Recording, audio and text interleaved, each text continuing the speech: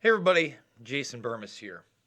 And I'm going to try to keep as level head as possible doing this video. And this is going to be a long one. This is going to be a long haul video that I didn't think I was going to be making even 3 or 4 weeks ago when I started covering the coronavirus seriously, okay? Because when I first heard about it and I said, it's a lot of hype, SARS, et cetera, et cetera, et cetera. And then I started seeing what was happening in China and their rights being taken away. And I said, all right, well, that's extremely alarming, but it's still not here in the States. And I didn't think it was coming here in the States. And it's here in the States. And now it's very, very apparent that it's been here at least since January. And the reality is, folks, that there's a reason why the flu killed 65% more people than it did on average last year, because it's been here. Let's get there. And I think that after you watch this, you're going to see that's pretty apparent, okay? So when I was coming back from DC and I saw the panic buying and I saw what was going on in the stock market, I told everybody to buy canned goods. There were three things I started telling people. And I'm going to tell you again. Storable food's probably a good idea because it doesn't go bad no matter what. 2, have a plan no matter what. Just, have a plan if you are in a big city just in case, and get ready for some economic downturn because it's impossible not to happen. We've went over those various reasons. The third thing I said was that if you have a loved one in a home and you really do love that person, if it's your father, your grandma, you don't want to see something bad happen, now is the time to get them out. Now. Not a week from now, now. Listen to me closely. When you see these people and how they are being treated and how at this home, okay, first of all, the death numbers in the United States are lies. They've been lying to us, okay? It's not 11. They're 8 for 8 at this home. Let me repeat that, okay? Let me see. California Uber Alice says, coronavirus won't last long. It was made in China. See, the jokes are over for me after watching this. So, guys, I'm going to put this link in here so you can share it with people so they don't have to listen to Jason Burmis, because I'm going to be honest, I'm probably going to be pretty quiet through all this, except for to make some points. Because if this happened to my mother, and that's how you should feel. And we often detach ourselves from things we see that are thousands of miles away in different cultures. But I got news for you guys. This isn't a different culture. And when you hear what's really going on and how these people are being treated and what happened in that home in Washington, okay, these are the first people that I've seen, and we're going to have to get rid of that. I'm sorry about that. I'm over here. These are the first people that I have seen in America talking about their loved ones and that old folks home and what's really been going on. So we're going to go raw, guys, and this is very long. I only watched the first 35 minutes of it. We're going to watch all of it together. So here we go. Of the 6 or so families that I emailed, this is the group that could appear. The reason there are so few of us present here today is that so many of us are either grieving, trying to arrange and manage health care for our loved ones who have been transferred out of the Life Care Centre and admitted to care facilities close by, have been personally quarantined or have been quarantined or in self-quarantine.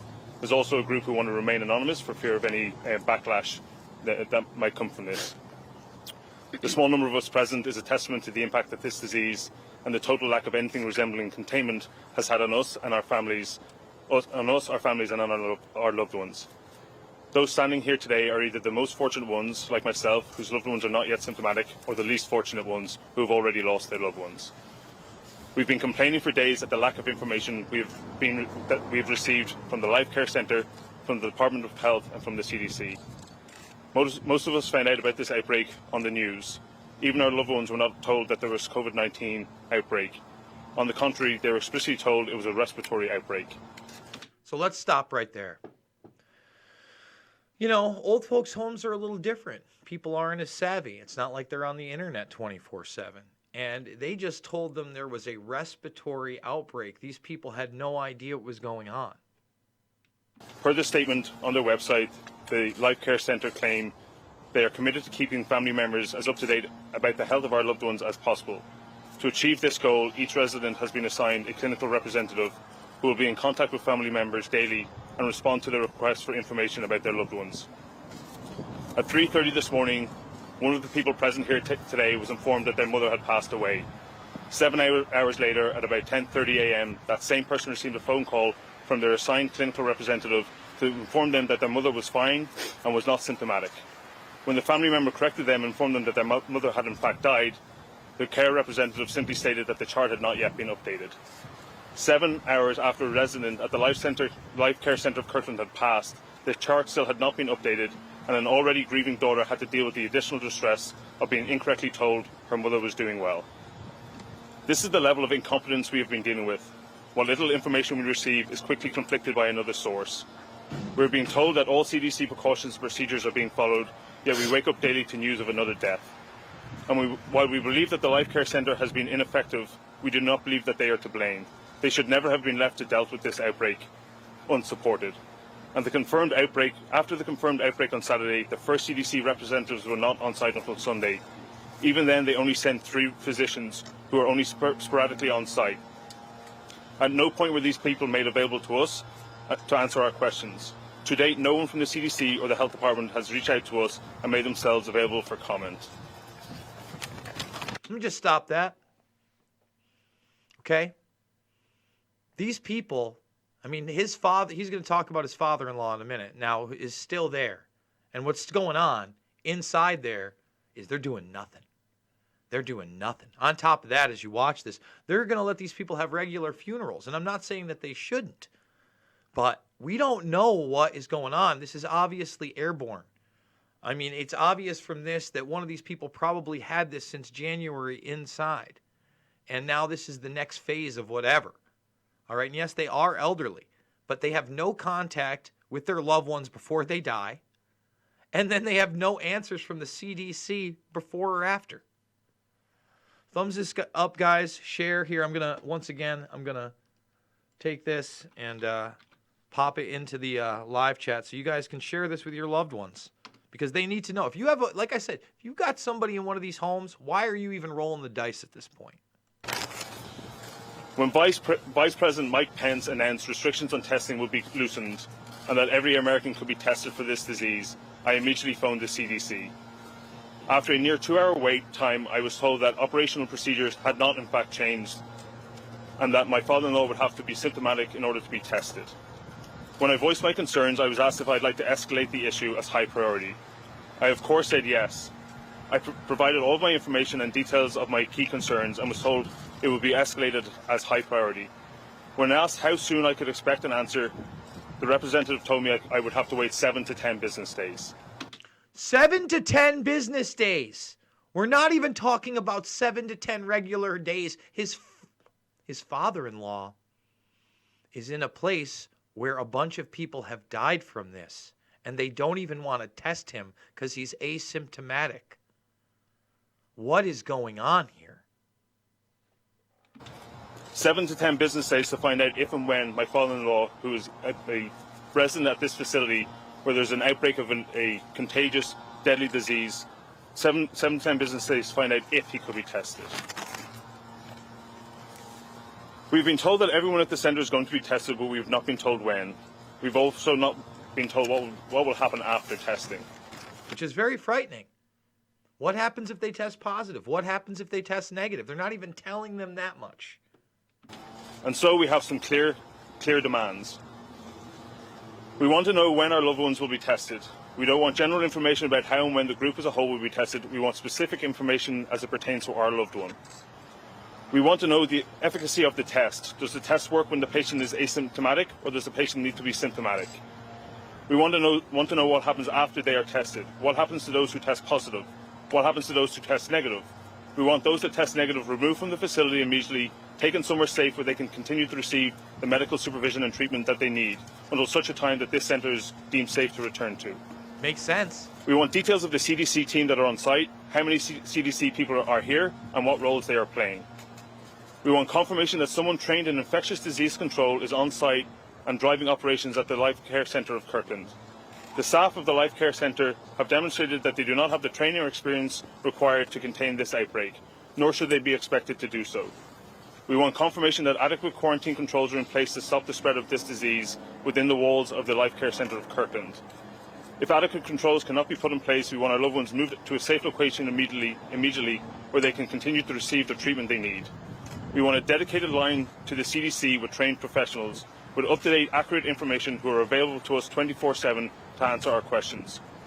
We want an audience with the State Governor, Dow Constantine, the Director for Public Health, Paddy Hayes, the Health Officer for Public Health, Jay Dutchin, the Washington State Health Officer, Kay Loughy, and with Vice President Mike Pence. If these people have time to hold press conferences to answer your questions, they have time to meet with our families to answer our questions. Is that not correct? I mean, if they're going to sit there, and I know they just held a press conference, and I only watched a little bit of it, announcing it was in Maryland, and they're now bumping each other's, they're not shaking hands, they're bumping each other's elbows on stage before they get there. It's kind of sick. I mean, why is his first of all, if you have that many infections in the home, why is anybody in there at all? Why hasn't work suspended and they moved these people to another facility? That has to be in the cards. There has to be a rental property somewhere that they can drive them to. That's step one, right? That's step one. I mean, you're looking at a group that have lost a lot of people, and it was over a long period of time, and then the deaths are sudden. We have questions and we demand answers. If anyone's question should be answered, it's ours. There's a line and it starts behind us. On a personal note, my family are amongst the lucky ones. My father-in-law is still healthy. Many of those here today with me cannot say the same.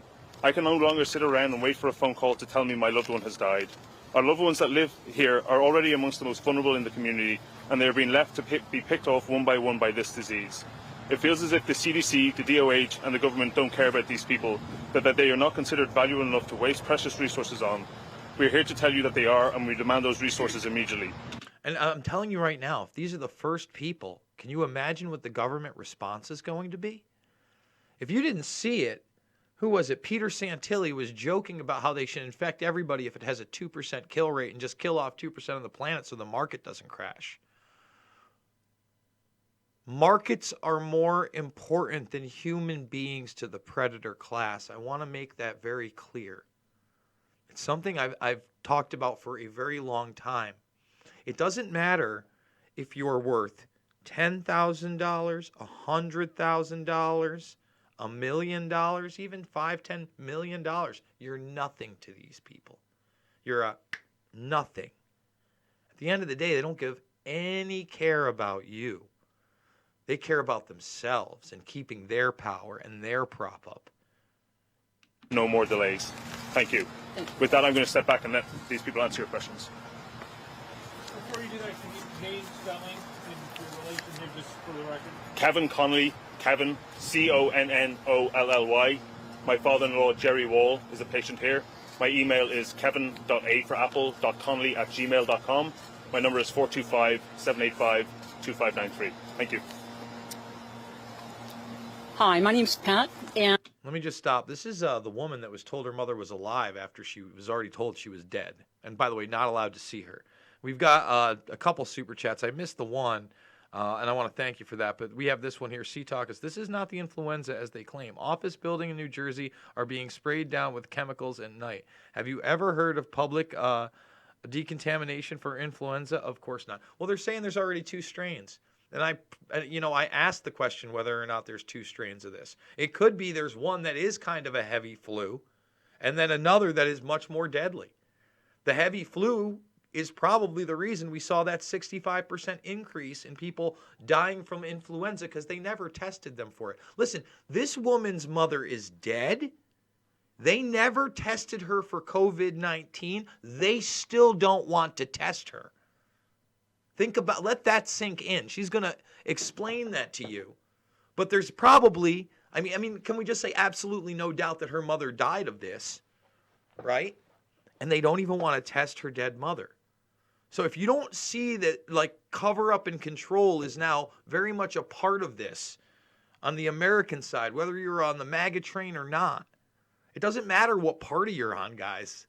That's why I've always told you it's not about left or right, wrong. I'm sure in this group of people, there's Republicans and Democrats, and they both really just got screwed over. And my mother's lived here for 7 years, and she loves it. In fact, they've helped to keep her alive. She would not be alive today if it weren't for them. They're exceptional. And it's a place for people that are older, that need care, and there's a lot of facilities that aren't this good. And so I just want to put that out there first and foremost. My mom loved to give roses to each one of the mothers in this place, including the staff members, every Mother's Day. She loved to make sure that they got Christmas gifts too. And so she brought gloves and different things to all the team members.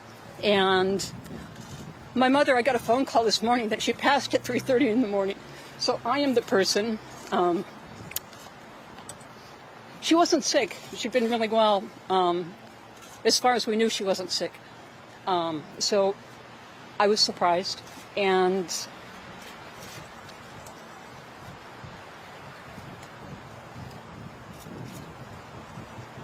the nurse that called me was exceptional. Again, if anybody could have called me to tell me this, I can't imagine it being any better. So I really want to emphasize that. I think this is such a bigger picture. I think it's tragic that they didn't have the support here to do the work that needed to be done in a good way. And I think that it's a larger issue with CDC, it's a larger issue with Mike Pence, it's a larger issue to take this seriously. And it's concerning now. How are we going to get these people out of here? If people are ill and even when they're asymptomatic, how do we get back to that? Anyways, so I want to say that this is tragic. I am so sorry for everybody involved. And I'm so sorry for us as a country, as a world. And we have to get on top of this.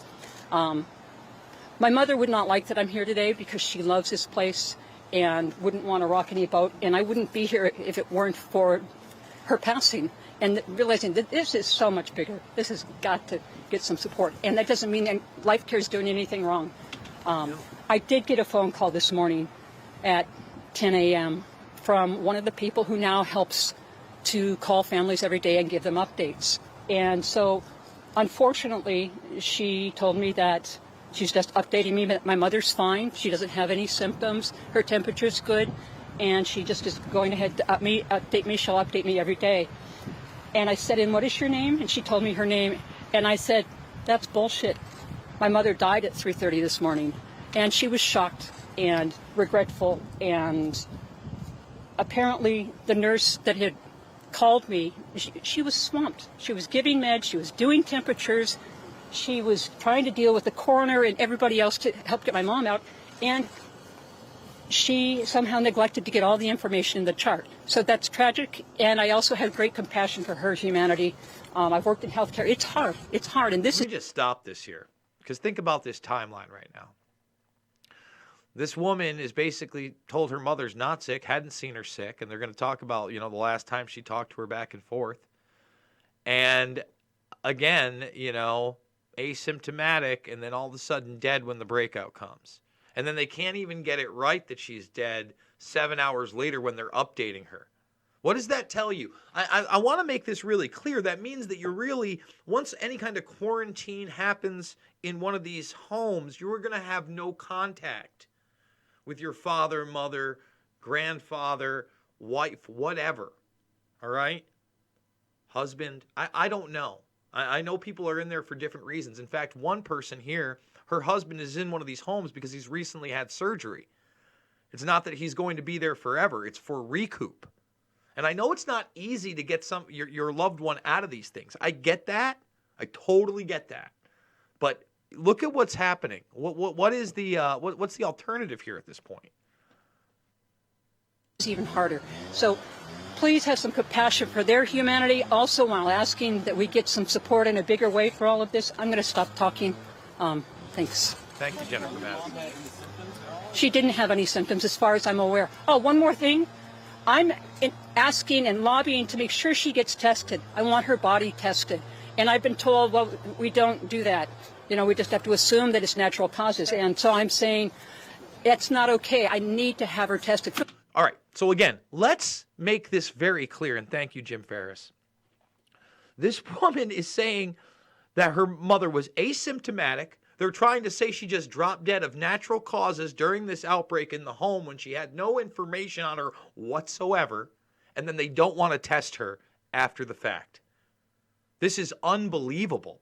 The larger picture for everybody involved. As a society, we're learning more about this illness all the time. We need to know. And so I'm told now that the health department is considering that. I still haven't heard back. What did they tell you was the cause of death? Natural causes. No. And I said, well, we need to know if she's positive to this. They said, well, even if it's positive, it's a virus. So it's still natural causes. When was the last time you Oh my God. With them, saw your mom? my mom. Last time I saw her was last Sunday before the quarantine. And we talked daily a couple times. And she called me on Saturday. We spoke.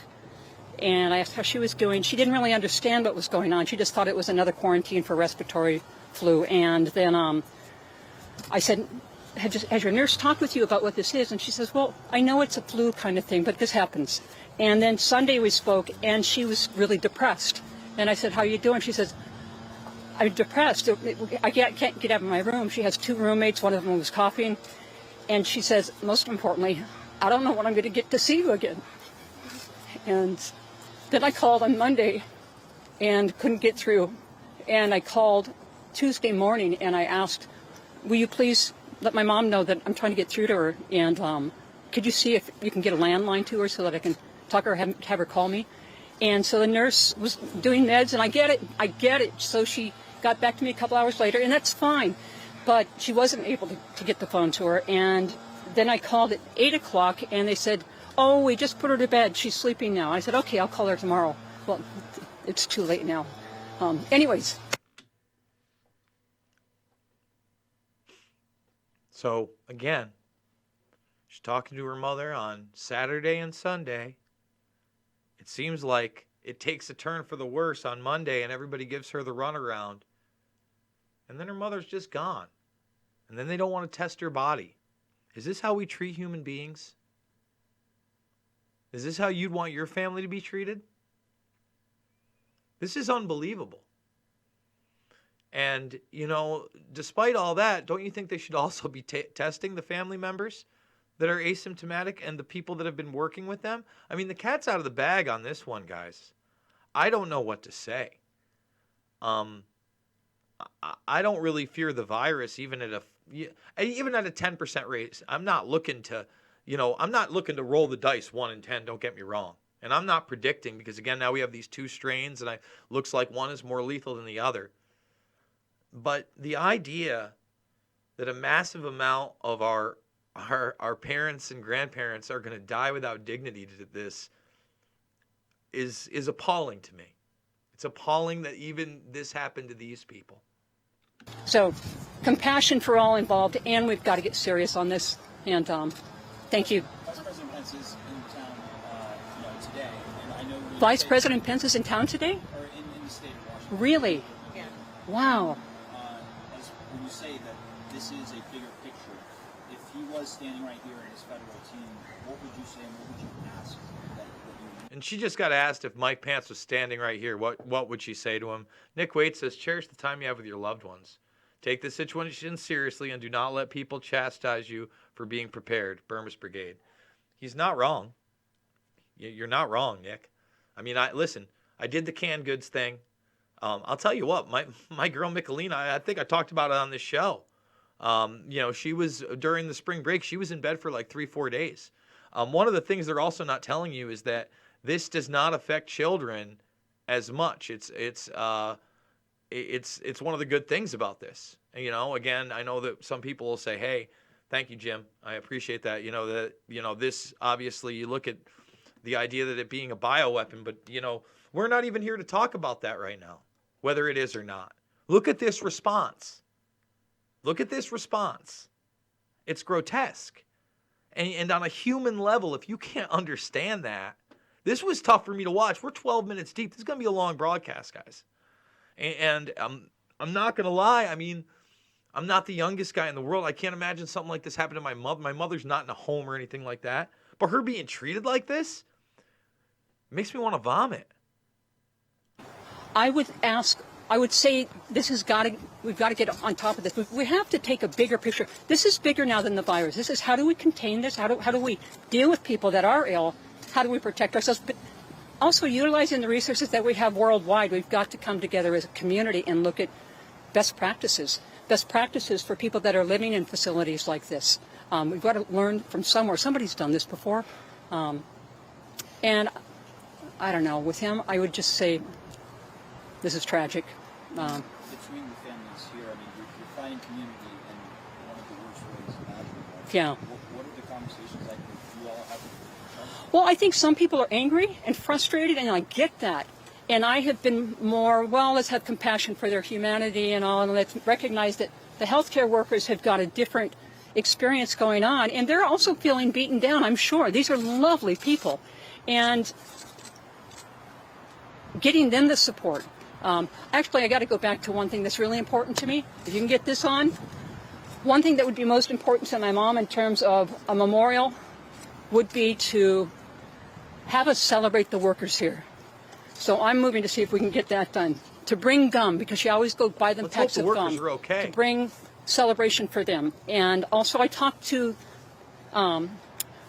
Beecher Hunter, who's the president of Life Care Center of America. He called me about an hour ago and said he said, oh, I am so sorry for your loss, and we made a mistake.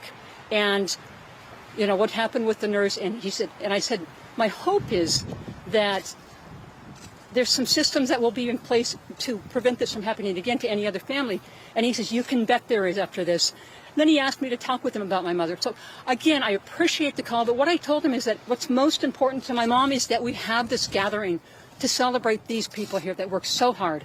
And he said that he'll make sure that we have that. So I appreciate that. Can you tell us your name? My name's Pat, last name Herrick, Herrick, And your mom's name? Elaine Herrick. And it's 425-830-4115. Shambo3 at msn.com. That's SHAMBO, the number 3 at msn.com. Thank you all for being here and getting the word out in a good way. Thank you. We're very sorry for you. Appreciate that. Thank you. Good afternoon. My name's Mike Wetherill. My beautiful mother passed away yesterday morning at 6 a.m. She was 85 years old. She was a very healthy stroke victim for the last 12 years.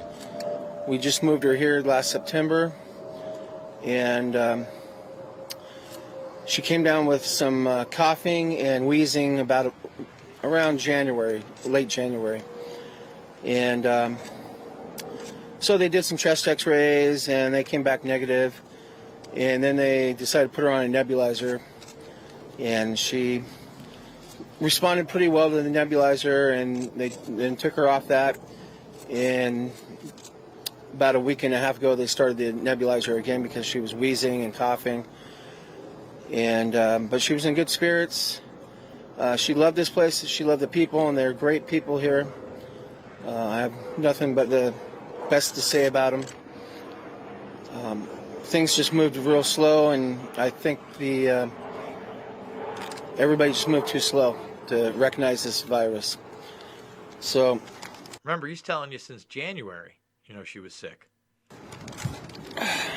this is a picture of my mom back in 1979. Can you show it this way?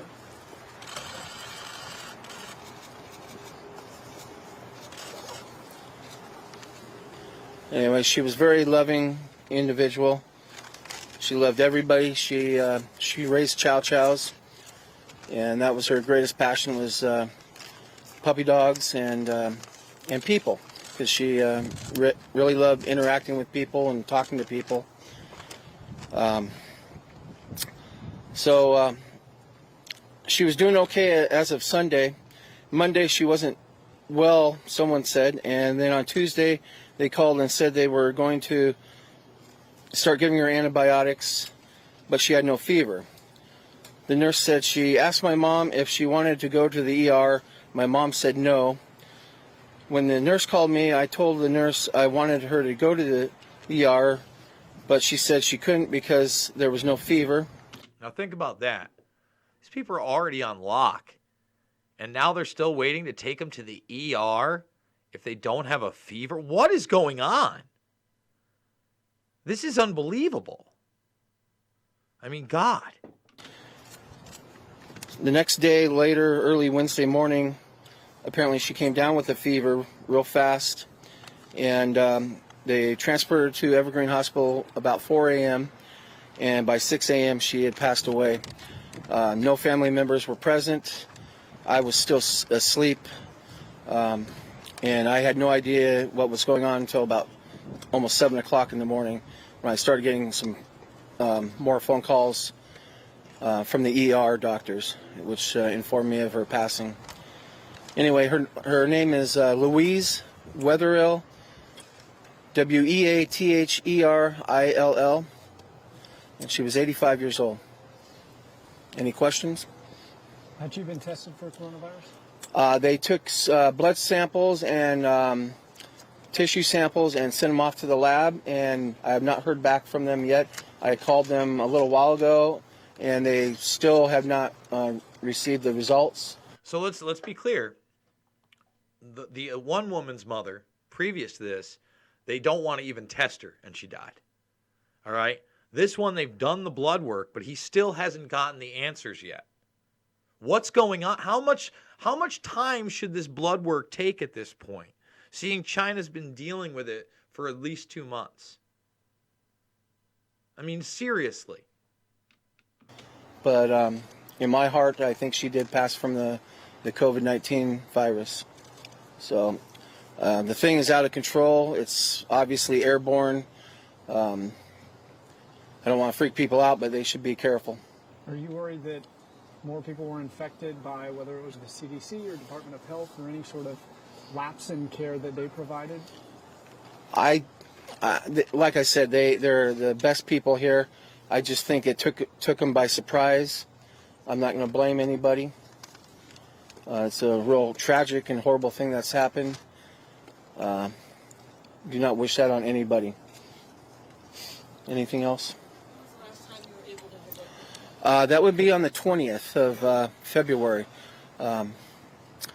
I came back on the 21st to see her, but everybody was in the dining room. Well, not everybody, but a lot of them were in the dining room listening to a band, because they have bands once or twice a week. They really take care of their people here. And she was in there, and I didn't want to disturb her and disturb everybody else by walking in there. So I just peeked in the door and saw her. She was happy. Looked like she might have been sleeping, and which she does a lot.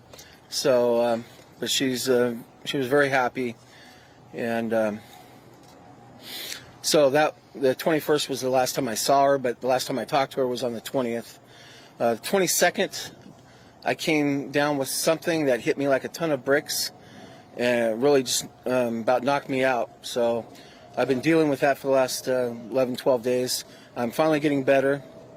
I feel a lot better today, so that's why I'm here. Otherwise, I would not have been. Now, obviously, when you hear that, you're like, well, why isn't this guy tested? He had contact with his mother. He was in and out of the home. You know, her blood work has been done, but they're saying they don't know one way or the other, but they're in contact with him. But she obviously died. This guy's already on a cane right here. Obviously, they bring that up, but he feels like he's getting over it. Shouldn't we still test to find out what the actual lethality rate of this is? Right? Shouldn't we also be testing to find out who is getting over this stuff? Wouldn't that make sense? Shouldn't this not be about money? I don't blame them at all, no. How can you blame anybody for something that you can't see and you can't really deal with? I really wish the Chinese government might have stepped up and told us a little bit earlier about what was going on over there in Hunan. I heard through the grapevine in the news that they had taken their time in disclosing that, and I think that's pretty wrong of any government or anybody to do. They should let as many people know as fast as possible, because this thing has traveled so fast. It's unbelievable. My personal physician was too busy to see me, but I talked to another physician over the phone, and she prescribed me some antibiotics just in case I do have pneumonia, which I come down with maybe once a year. So The other thing is, we talk about pre-existing conditions. I don't think I've ever come down with pneumonia. Once a year, you come down with pneumonia. Well, that's kind of an iffy immune system. Why wouldn't you want to test this guy? I asked her about whether I should go to Evergreen and get tested, and she said no. I'm not exhibiting signs at all. I have no fever. I haven't had a fever. I don't know what hit me on the 22nd, but felt like a ton of bricks it wiped me out. I was out for the day. And then I slowly started recuperating. Yes. I hope this doesn't seem insensitive. As you are awaiting the test results, are you having to delay any funeral arrangements? Have you been asked to do that? Well, the rest of my family's too scared to come out and do anything. So, and I've lost a lot of people in my family, so there probably won't be a funeral. We're just going to do a cremation, simple cremation, and my mom wanted her ashes scattered down by Mount St. Helens. She's a proud Cowlitz Indian, as I am, and that's where she wanted to be. Her remains scattered. So. And who would be informing you of the test results? Evergreen Hospital. Probably a doctor. They also said somebody else might call from the testing group, whoever that is. They didn't elaborate. Did they give you a time frame? They said anywhere from 1.5 to 2 days. So that would be anywhere from now till maybe tomorrow, late tomorrow evening. Will that test result mean anything to you? It'll just confirm that what I've known for the last week or so, because I was really scared when I heard about the COVID-19. I was scared that my mom might catch it, and then all of a sudden somebody did catch it and died. Or first of all, it was that one guy in Snohomish, and then I was like, oh gosh, it's here in Western Washington, and then somebody here caught it and died, and then I was really scared for my mother. So, is there anything else? It's Weatherill, Weatherhill. Let me just stop this here, guys. Lou. I am banning people right now in the chat for saying that these people are crisis actors. They are clearly not. I want to repeat that. They are clearly not crisis actors. They're giving their names, their email addresses, and their phone numbers. Okay? You got to get with reality. I'm not banning. I'm banning from the chat. Yes. Yes, I am. Yes, I am. As if you were a racist. If you are not going to have compassion for other human beings that are actually suffering from this. This is real, guys. This isn't a movie. I hate to tell you. And I just won't stand for it. We're all allowed to question things, but these people, wait till you see the dude in the peacoat when he goes off and tells you, listen, all 8 that have come up positive have died.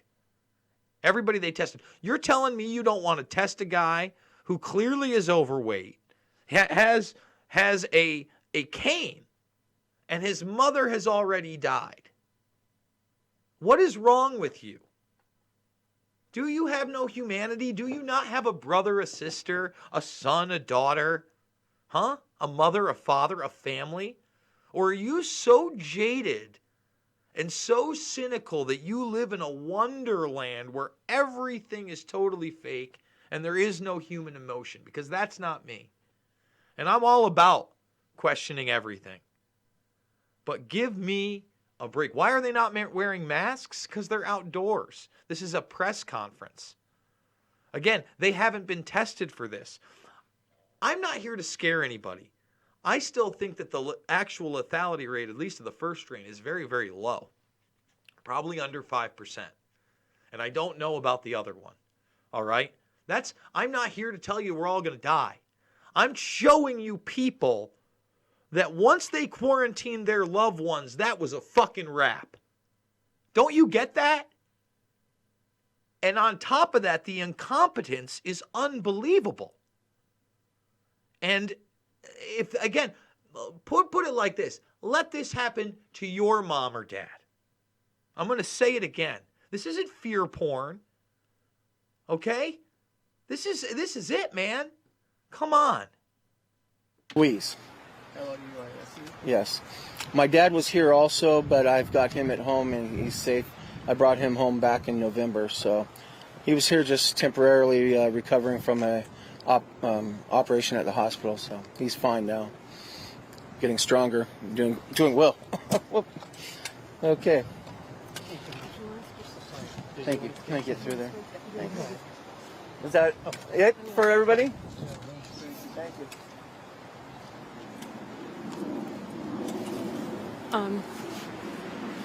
My husband is here for rehabilitation, and I just want to speak with you about what happened yesterday. He's had a consistent cough. He was muddled in his thinking, and I wanted him to be sent to the emergency room for evaluation, which took all day long to arrange. I worked with the 911 system, the Evergreen Health COVID team, and I was back and forth. At any rate, he was transported and tested last night. He was not admitted. His symptoms are not acute. And I realize there's probably limited beds for people that do have acute symptoms, so I understand. But I was called at 11:45 last night to say, do you want him to come home or go back to life care? No other rehab facility will accept him, given where he has been living. So let me just stop that. On their part, these other facilities, that's 100% the right move. Why would you accept this guy who's obviously been exposed to this and everybody that's turned up positive, right? First of all, the idea that he's now been tested and there isn't somewhere for him to go in isolation, that's not some kind of craziness, right? To find out whether he's at least positive and then go from there is nuts. Is nuts. He's not walking well enough yet to come home. He had hip surgery, and that's why he's here, as I guess I just said. So our family was faced with a very difficult decision about sending him back here. So my point is what others have said. What are we doing with the people that are here that are healthy, that may or may not test positive or negative? This environment has not been healthy for many. And I'm fearful every single day that he may develop more symptoms. So help us get solutions for what to do with the people right now here in this. I'm calling it a petri dish. Thank you. Is that what you want for your loved one? Hello? My name is Bonnie Holstad. Can you spell the last Holstad. Can you spell your first name too? Bonnie. And your husband was brought back this morning. I think we may have. Yeah, in the middle of the night. There were evidently 3 people that were out to be tested or evaluated and had to return. Where else would they go? And what's your husband's name? Ken. Ken. Was he nervous at all about having to come back here? As others have said, the nurses have treated him very well. So he wasn't nervous about their care, but he's aware of the risk of being in this environment. He's 73. He has complicated health issues, not respiratory, but others. So he's an at-risk individual. Thank you. If I could just give a personal answer to a couple of questions I heard. You asked what I would say to Mike Pence. We're continually told that our loved ones are safe in this establishment. And I want Mike Pence to come and sit with my father-in-law for an hour in this facility, if it's that safe. I would also say that the procedures that you guys have, that the CDC have in place, are not working. this disease seems to be contagious before it's symptomatic. Why are we waiting until people are symptomatic? And especially for a population like this, that's a death sentence. I think we're 0 for 8 right now, right? Everybody here who's been tested positive has, I believe that's the case. Let's stop, okay? This guy kills it. Hey, Pence, if it's so safe, come hang out with my father-in-law. Why are we waiting to test people if it's contagious before it's symptomatic? Well, it's asymptomatic. And they are 8 for 8 dead in that facility for those that have tested positive. And remember, the one woman, they didn't even want to test her dead mother after the fact. This is horrific. This is horrific that this is happening to these families. I mean, you better understand on a human level how fucked up this is. Now died. So if you're testing positive, why even move them, right? Like that, it's done. So I want Mike Pence, I want the CDC. The CDC need to change their approach to this. We've been promised tests. It's a day later and we're still no tests. I don't know how long it takes to get tests here. I still don't see a large CDC presence. And like I said, I'm one of the lucky ones. I'm waiting for that phone call and I don't want it to come, right? So selfishly, that's why I called this today, because yesterday we were, one of the VPs from LCC told us that they had this new procedure in place, that we would have daily updates from a care representative that's been assigned to each of us. And then today, Pat emailed me on that group thread and said, "Can you call me? My mother has passed away." I'm not trained as a counsellor, but I spoke with Pat. We were on the call together when she said, "Hold on, I have another call coming through. I think it's the care centre." She called me back 15 minutes later. She said, "You won't believe what just happened. I've just had a phone call to say that my mother is fine." She came back to life. Yeah. And it was at that moment that we decided that we needed to up the game a bit and see. So I hope that's a good explanation for all you people that think that, like, you know, these people are in some kind of like acting troupe. What do you do when you're treated like this? I mean, this guy's father-in-law is still alive in an area where 8 out of 8 who have come up with this virus are dead. And then from an anger perspective, I know a lot of people have said they're not angry at the care facility. At the start, I was incredibly angry with the care facility and frustrated. My anger now lies squarely with, I don't even know if it's the CDC or the BOH. I don't know, or the DOH. I don't know who we're supposed to be angry with. I don't think that the Life Care Centre of Kirkland have done a particularly good job, but I don't think they're equipped or trained to deal with this. And we still don't have the people whomever the people who are supposed to fly in and deal with this highly infectious, deadly disease, they're the people that I'm personally incredibly angry with. And I'd like to speak to them. I'd like to speak with them in the facility. That's where I want to speak with them. If this facility is safe enough for my father-in-law, I want Mike Pence in that facility. I want Dow Constantine's. Any of them who have elderly parents, I want their parents in this facility. If it's safe enough for my father-in-law, it's safe enough for their parents as well. That's how angry I am, and that's how frustrated I am. Thank you. I want to see testing. I want to see. They keep saying they're quarantined. They're not quarantined. They've been confined to their bedrooms, and even then they're not confined. One of the families reported yesterday that her father was out in the communal area walking around. My father-in-law was invited to walk around the outdoors if he wanted. This is not quarantine. There is no quarantine here. This disease is running rampage through this facility. It's a matter 7 to 10 business days, I was told, before I'll be told when my father-in-law will be tested. My father-in-law, at the rate that this disease is killing people in this establishment, will be dead by the end of the week.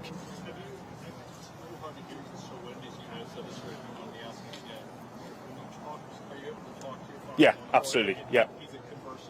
Yeah. So, What does he say about how he feels? So when we first spoke with them, they hadn't been told it was COVID-19. They were told it was a respiratory outbreak. So he was surprised. At the time, all the staff were wearing masks and none of the residents were given masks. We were then told that masks aren't effective. Well, if masks aren't effective, don't wear them. And if they are effective, give them to the residents. Because if you're wearing a mask when I spoke with the executive director here, she said those are the precautions we're being told to take, even though they're not effective. What you're doing is instilling fear in your residents, right? So at first he was scared. They're now limited with staff because people are quarantined, people are sick, and people are too scared to come to work. So the level of service they're receiving has diminished. So they're not showering them and washing them as often as they had been previously because they don't have the staff to do it. This is a disease that thrives in filth, and you have a population of elderly, infirm people who are now not being bathed at a regular basis. They weren't, there's hand sanitizer in there, but they weren't given individual hand sanitizers. So he's scared. He's Jerry. We lost Carol, my mother-in-law, last year after an illness of about a year, and Jerry spent 9 months in a chair next to her in a hospital, watching his wife of 60 plus years pass away.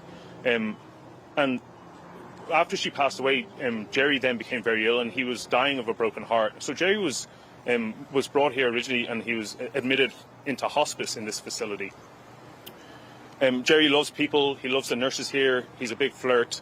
He loves large quantities of mediocre food, and he gets all the chicken pot pies he can eat here. So Jerry actually graduated out of hospice at this facility. So Jerry is deathly afraid of hospitals, and equates this facility with bringing him, giving him his life back. So he doesn't want to leave. I'm going to kill him myself. I can't seem to convey the danger of the situation he's in, but it's his life, and I have to respect his wishes, and he wishes to stay here. Now, we were fortunate enough that I've been such a pain in the butt to these people that they offered us a private room. And the only reason there was a private room for Jerry, there was no private rooms in this establishment 2 weeks ago. You couldn't get a room here. The only reason now that there's a private room is that there's so many people have passed away. So he's in. Is that frightening enough to you people? Do you get that? Do you understand? I mean, when he says I was going to kill him myself, by the way, guys, he meant he wants him out of the house. He won't leave the facility. He's a grown man. It's not as easy, like I said. So, I mean, come on. A private room. He has an 8-foot window so he can look outside. He's in good spirits.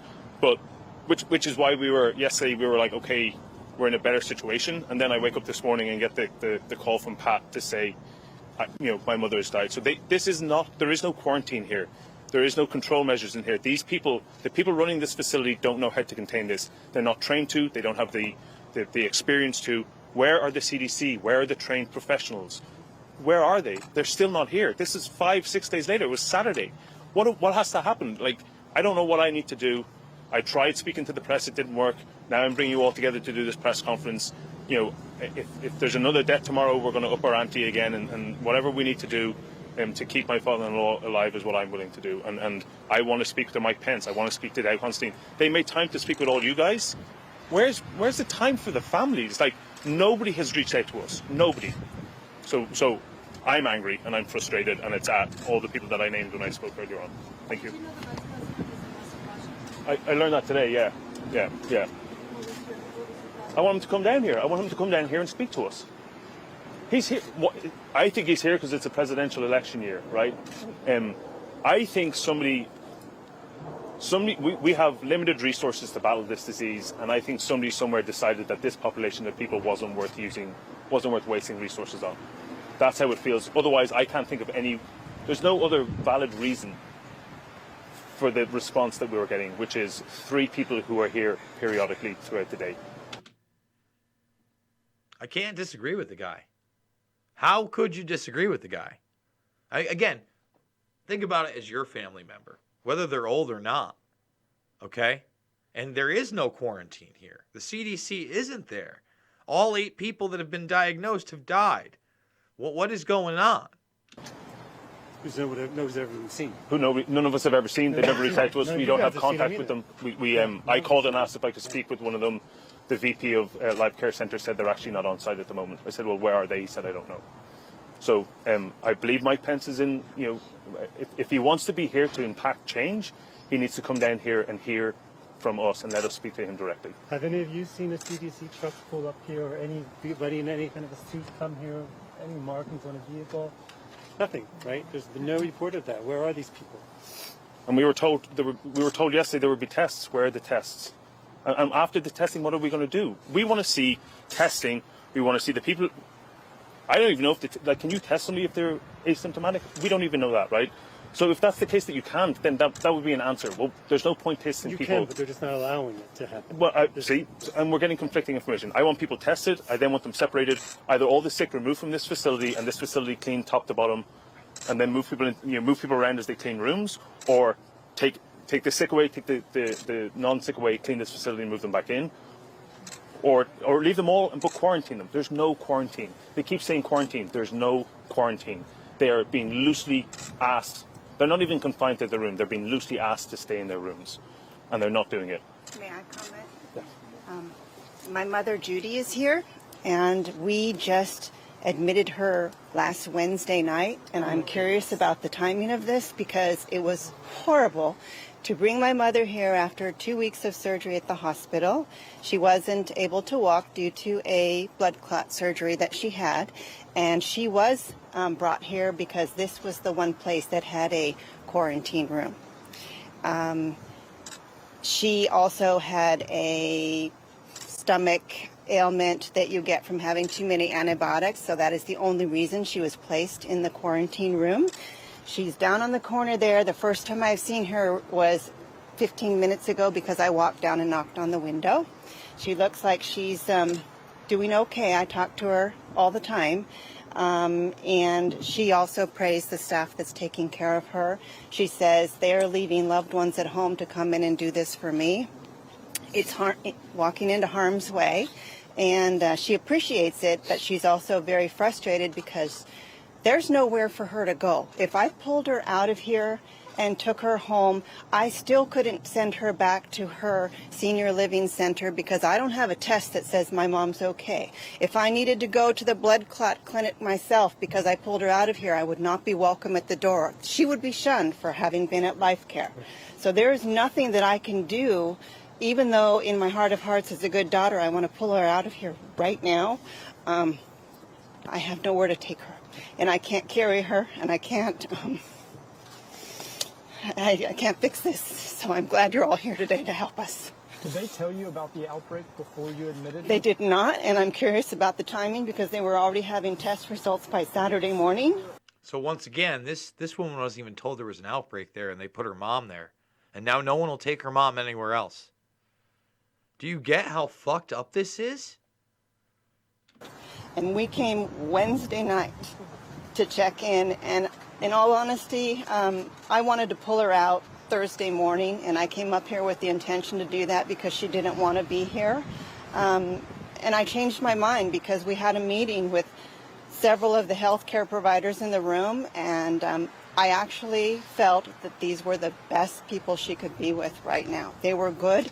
They meant to take care of her, and they calmed her down from she was having a tantrum wanting to go home, but I will live forever with that tantrum because I meant to take her home. She wanted to go home, and we just got there when all this started, and now I can't take her anywhere.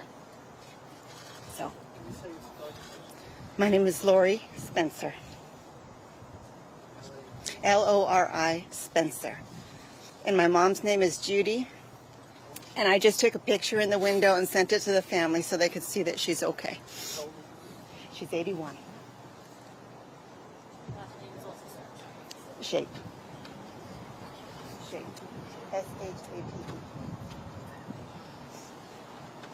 Well, I moved my mom here back in June from the East Coast, so she could experience the beautiful Pacific Northwest and have a change in her life that was for the better from where she previously was living. And I never would have thought that something like this could have happened to her after trying to bring her to improve her life out here. People at the Life Care Center, the staff has been wonderful to my mom. She's happy here as much as one can be in a nursing home. They take great care, and as Kevin said, I don't blame the staff in here for this incident. What I do blame right now is the response from our government officials.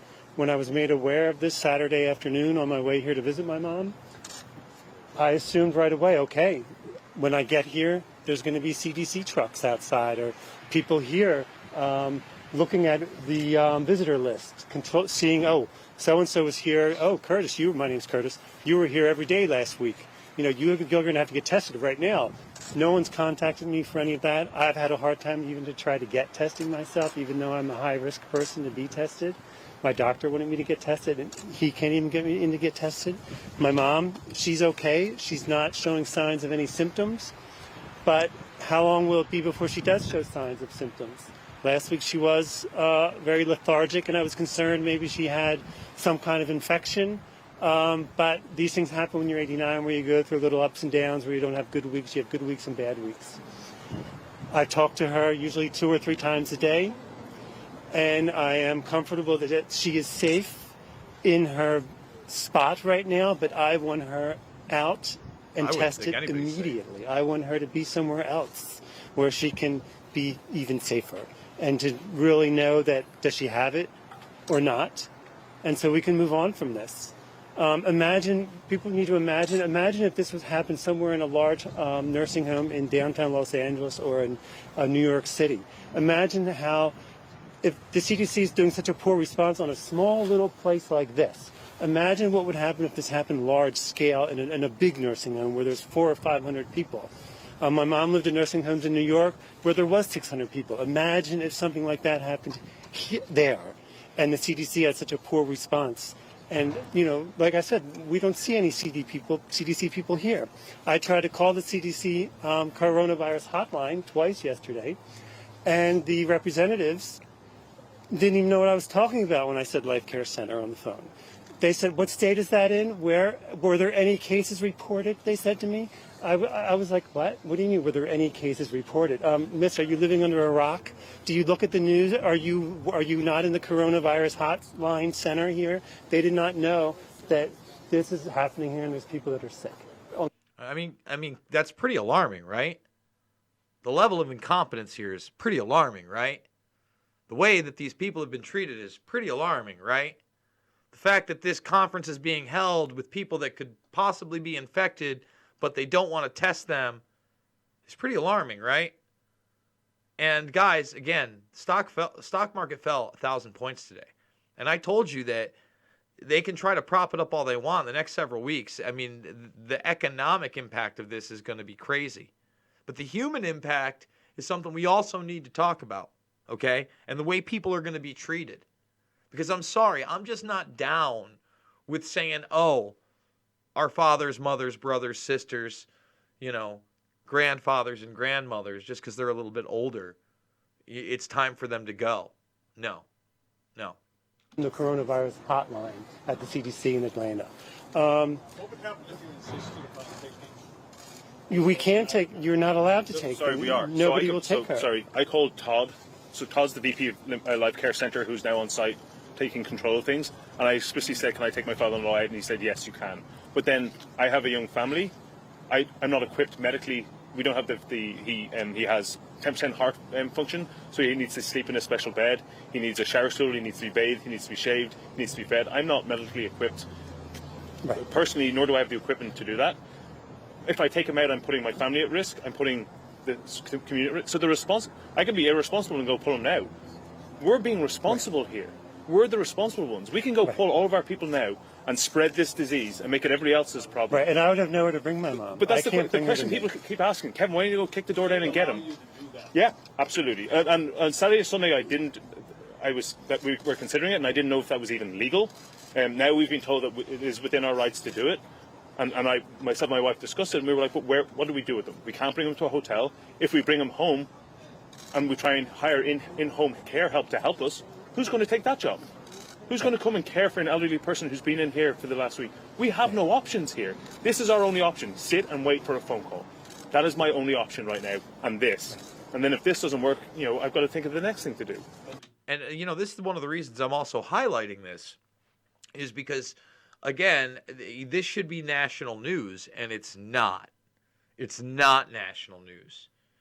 I realize this thing's going to get, 5,000 views max? But hopefully, once again, you guys, I'm going to give you the link one more time to the raw video here, that you guys can share this with other people, because this is appalling. And, I'm sorry.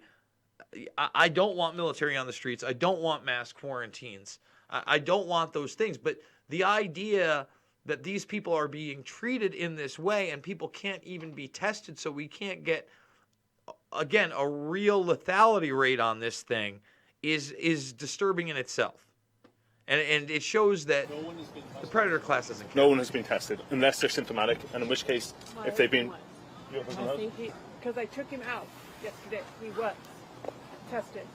After you took him out? I had him taken to ER at Evergreen Hospital, and they did test him, but he's back here. It was correct. If you're showing symptoms. No, I've been they told. tested him. And he didn't have a cough, he didn't have a He fever? had a cough, but he didn't have the acute symptoms. Okay. But if you can get him out, See, this is what we're dealing with. We don't know. I didn't know that. I didn't know I could go get my father-in-law tested. I He'd be was test told negative. from the Evergreen Hospital, no, do not bring your parent here. They cannot be tested unless they're sent here with the doctor's permission.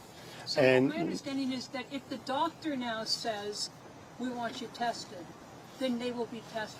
Right. As of what, a couple days ago. So there is that now. But there's not sufficient tests available, apparently. I agree. Yeah. Okay. That's all I have to say for this. Thank you. My mom's name is Mary. She's 89. She'll be 90 in June. And we were planning, when this is over, to take a little ride to the Pacific Ocean, over to Ruby Beach, show around the area there. Yeah. Luterman, Luterman. And then my fear is that in a week, Yes, it is. Yeah. Yes, she does. that's the decision I had last night. Thank you. No. Your face. This is my sister-in-law. Her mother is here at the facility. She has severe dementia, so we don't know how she is. We can't talk to her on the phone. We can't get her to tell us how she's doing. We've been told when we call she doesn't have a cough, she doesn't have a fever. However, we don't know. Yeah. Like everyone said, Life Care, the staff has been amazing. They really take care of the patients. But the corporate, they're in it for the money. Let's just stop that. They're in it for the money. The corporate, the people that work here, the staff are okay. They're going to micromanage lives in this like we've never seen before in this country.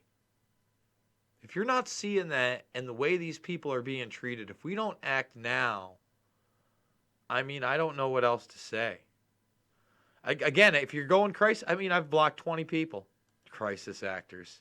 You guys make me sick behind your anonymous avatars. Yeah, crisis actors. Look at that woman crying right there. You make me want to vomit. Look at this. Yeah, this woman right here. Yeah, they want to be here. Need to step up and, get these people tested. I was in there Monday, which I wasn't supposed to have been, but I went to the door and they did let me in. It was very eerie in there. The halls were empty except for a few workers. And they were just wearing their scrubs and they had those flimsy masks on. A lot of the doors were closed, so you couldn't see in the rooms. I assumed those were the sick patients. I went to my mom's room, and this was about 11:30, and she was still in bed. And that worries me. If they're leaving them in bed all day, their skin's going to break down, and that's going to cause more problems. She's a very social person, so being confined to her room, she can't move her wheelchair. She uses her feet a little bit, but that's solitary confinement. That's no good either. So, and Mr. Pence, please come and visit us right here. Yeah, right, inside. Yeah, inside. And when we arrived on Monday, when she was able to go into the room, she had a roommate who was there I visited on Friday, up until Friday, who had pneumonia, was on oxygen. She told me herself that she wasn't bouncing back. When she went in to visit on Monday, the roommate is gone. And we because of HIPAA, we're not told whether her condition at all. Yeah. So think about that. Their loved one has dementia, likely in a room with somebody who died from this, and they can't even get answers. That's about it, guys. There's about 5 more minutes on it. We did almost the hour on this. I again, it's one of those things where I played this almost all the way through and gave it a lot of breaks because I think it's important for people to see it in real time. And I made my points here, but if anybody doubts the genuineness of these people, you're not paying attention. You don't have discernment. Okay? I'm a documentary filmmaker, Loose Change, Final Cut, Fabled Enemies, Invisible Empire, A New World Order, Define and Shade the Motion Picture. They're free right here. Thumbs this video up. Subscribe and share. We might hit 40,000. We might never hit 40,000 subscribers. That's okay. I know you guys are going to get this information out, and hopefully you can use it the way you can. 5, 10, 15 bucks, it means the world to me. It's how I do this. I still got bills to pay. I know you guys do too. So hopefully you're going to let me continue to do this. And, again, minimum I have to make like $2,000 on this thing. Otherwise, it's back to some kind of a day job, or maybe it'll be just exclusive at the Rockfin, where you can sign up for $9.99, get at least one bonus video 5 days a week. So at least 5 bonus videos a week, plus a bunch of other content. And then it's like a Netflix for creators. So you endorse Jason Burmis for that $9.99, and then you get all these other creators as well. And you can just sign up for free and get all the free stuff, because I do make premium stuff that is not available, such as the Millie Weaver and the First Amendment speech over at National File. That's now free. So you can go over, just follow me, and then you can watch that one for free. So it doesn't hurt to have a Rockfin account. Guys, I wish I had better news. I really do. But, yeah, this was a rough one. I love you guys. And I hope everybody takes this one pretty seriously, because it could be your loved one next that's treated that way. Thank you, Professor C, for that super chat on the way out. Much love all.